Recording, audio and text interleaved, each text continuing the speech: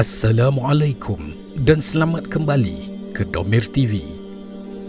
Dihikayatkan bahawa ada seorang lelaki yang dianggap gila bernama Bahlul pada masa pemerintahan Khalifah Bani Abbasiyah Harun Ar-Rashid. Pada suatu hari, Khalifah Harun Ar-Rashid menemui Bahlul sedang duduk di salah sebuah kawasan perkuburan. Maka Khalifah Harun berkata kepadanya, "Wahai Bahlul, wahai Majnun, bilakah kamu akan berakal?" Maka Bahlul pun lari memanjat pokok yang paling tinggi. Kemudian dia pun menyeru kepada Harun dengan suara yang kuat, "Wahai Harun, wahai Majnun, bilakah engkau akan berakal?"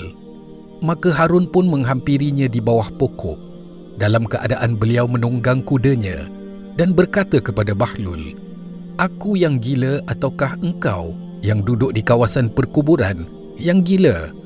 Maka Bahlul berkata kepadanya, "Bahkan aku orang yang berakal." Bertanya Harun, "Bagaimana boleh demikian?" Berkata pula Bahlul, "Disebabkan aku mengetahui bahawa ini semua akan lenyap," sambil menunjuk ke istana Harun Ar-Rashid. "Adapun ini yang akan kekal," sambil mengisyaratkan kepada kubur. "Aku pun sudah terbiasa tinggal di sini sebelum aku benar-benar akan tinggal di sini, iaitu di kubur. Sementara engkau sudah biasa dan selesa hidup di istanamu, engkau pun leka dari mengingat kubur. Engkau juga tidak suka untuk berpindah dari istana kepada kehancuran dalam keadaan engkau mengetahui bahawa itulah tempat kembalimu. Bukan perkara yang mustahil, tapi pasti."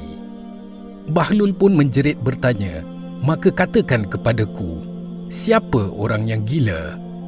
Maka Khalifah Harun Ar-Rashid pun bergetar hatinya, kemudian menangis sehingga basah janggutnya, lalu berkata, "Sesungguhnya engkau benar." Kemudian Harun berkata lagi, "Tambahkanlah kepadaku nasihat, wahai Bahlul."